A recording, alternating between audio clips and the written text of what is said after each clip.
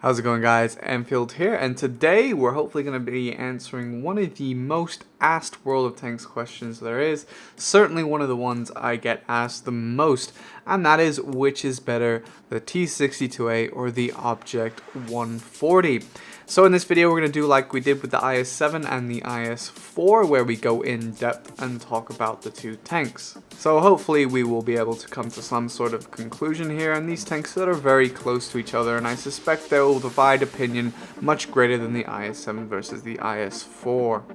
Of course, there is one more Russian medium researchable through the tech tree, and that is the Object 430. However, I didn't feel that was necessary to talk about or include in this video because most people know that that tank is pretty poor in comparison to these two.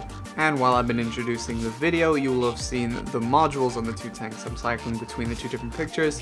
They're basically very similar. A lot of aspects are shared between the two vehicles. There are some differences worth pointing out. The gun on the 62A is slightly better in the dispersion and aiming time area. The turrets are very close, although the 140 has slightly better side armor turret, although the 62A turret has better traverse speed. It's also worth noting that the suspension, the traverse speed on the 62A is slightly better on that as well, and also the 140 has 2% more chance to be set on fire via the engine, but that all will be tested. Now, the most important thing to look at quickly is the crew, so you know that any discrepancies, you can, kind of look at this. They do have the same equipment, and they both have brothers in arms, fully trained, although the one difference is the 62A does not have off-road driving fully trained. It's at 87%, so it's 13% missing that the 140 will have over the 62A, so just keep that in mind during the test. It's not a big difference, but it's there, so it's worth sort of looking at. When you're looking at the 62A, at least move, you'll think back to be like, okay, it will be slightly faster or whatever, because it has that 13% not trained, but everything else is basically the same. So let's get started.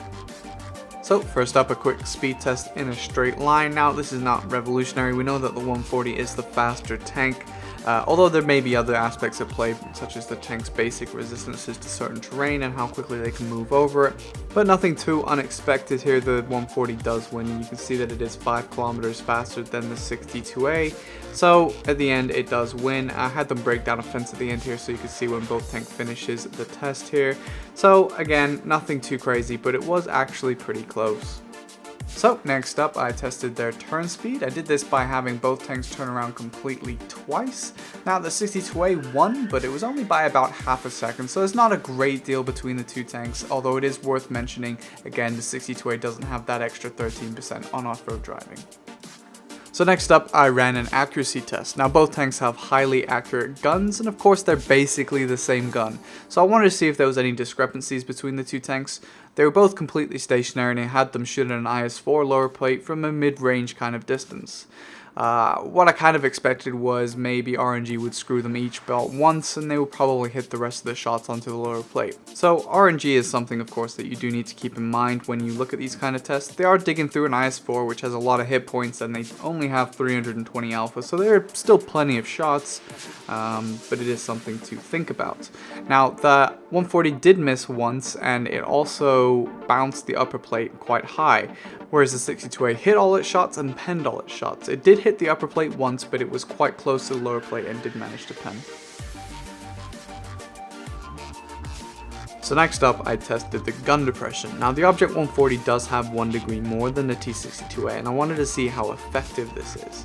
So I put them both on Abbey on the middle row with the objective that they have to come up as far as they need to shoot the T125's lower plate. It should be mentioned that, of course, they could try and load heat and go for the hatch, which could be something that could be penned much safer than trying to come up all the way to shoot the lower plate. Also, if there was something like the 50B with a really weak turret, it would be a lot easier for them to come up and a lot safer and shoot that. But in this case, this is a harsh test, but I want to see how well they did. The 140, of course, did do slightly better due to its depression. The lower plate was still exposed, though, by the time it could shoot the E5, which is not great, but at least it was a little bit obscured, and also the E5 had to get the shot in quickly, otherwise it hit the sloped upper plate, which is very bouncy, whereas the 62A could be shot much sooner due to the fact that it's easily penned. I should also point out that both tanks were in a situation where they were waiting for the E5 to be reloaded before they poked, rather than when they were loaded.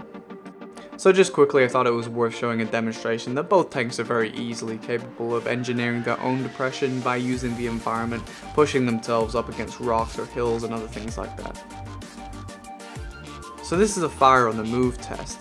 Both tanks are moving around while firing broadside at a T-110E5. They're both auto aim, so it's not manual aim getting in the way or anything like that. Although you should keep in mind about the fact that the 140 is slightly faster. That could negatively affect it, as well as the fact that obviously this is all down to RNG as well. But you can see just how accurate both guns are, pretty much the same.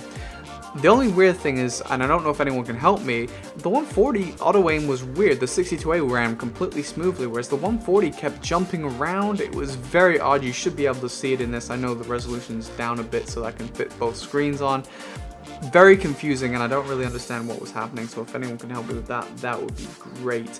But otherwise, everything ran as expected, with both tanks pretty much hitting every single shot.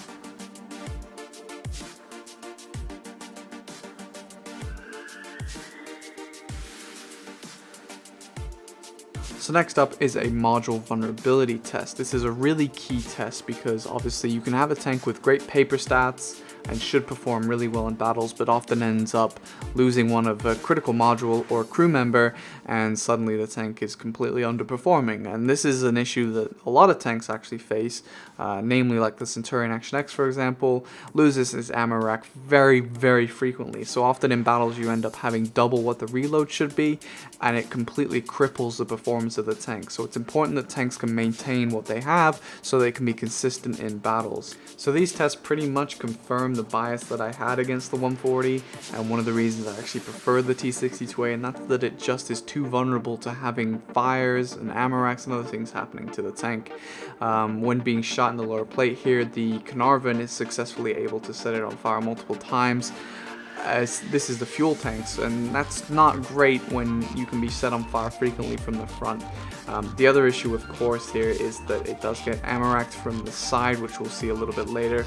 I split these tests up a little bit because the 62A was not taking anything from the front, it was losing nothing, so I flipped it onto a side much earlier, whereas the 140 was losing all its hit points quite early to the fires, so I just did the side test much later, but everything else should be synced relatively closely at least.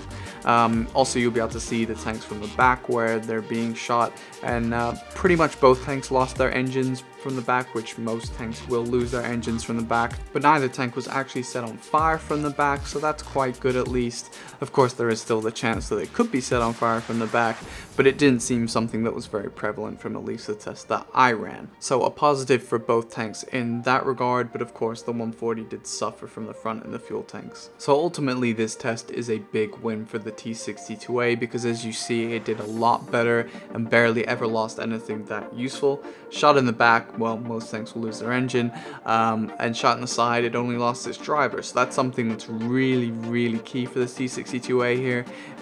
Very consistent, very reliable, whereas the 140, you have a big risk about being set on fire, losing your ammo rack and other things like that, and also lost its driver too. So this is a very important test, and the reason I ran it is because this is something that you need to know when you take these kind of tanks out, and unfortunately the 140 did kind of confirm what I already thought about the tank, where it was a really risky tank to run. It is a fantastic vehicle, but unfortunately when you often have to fight against losing critical modules or crew members, it's an uphill battle the entire time, and that's something that's very frustrating when trying to play World of Tanks, so something to keep in mind at least. So the final point I probably make about the module vulnerability issues is that when you have a tank that gets set on fire frequently, you can really afford to drop the fire extinguisher for rations, because if you do that, then you have an issue where you're going to get set on fire with no fire extinguisher. That's not something you want. With the 62A you can take that risk, the 140 you can't really. So that leaves you with one option, which is to put rations over the medkit if you want to run rations.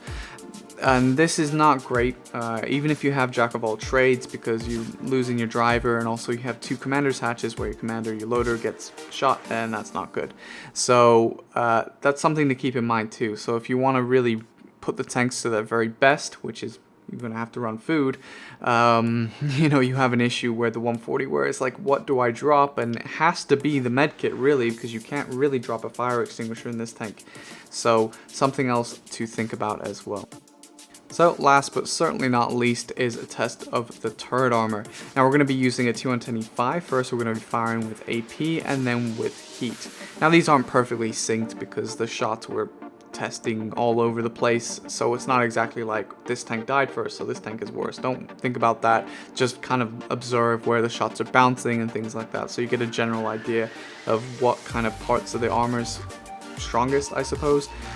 You should also think about the fact that these tanks are completely stationary and this E5 is very close, so it can pick out certain parts of this turret to aim at pretty easily.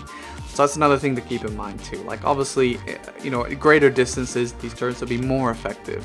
Also, these tanks would be moving around, so it wouldn't be an easy shot for this E5 because these 140s and 62As would be poking in and out of cover to take snapshots. So that's something important to keep in mind. These turrets are completely exposed and perfectly aimed at every time. So don't think about these tanks as, oh, well, this is kind of underperforming.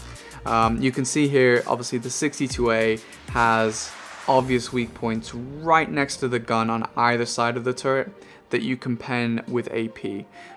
This is obviously a major weak point, but you cannot pen the 62A anywhere else really with AP. Even the commander's hatch isn't actually a proper weak point.